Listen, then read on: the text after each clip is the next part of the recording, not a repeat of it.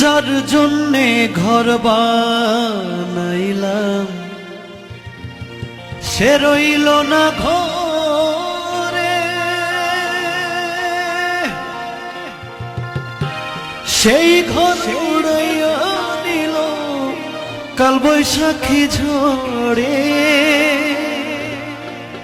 প্রাণটায় আমার ছটফট করে, বুকে হাহাকার আমার ভালোবাসার ময়না পাখি এখন জানি কার। শিকল কাটা পাখির মতো উড়িয়া সে গেল,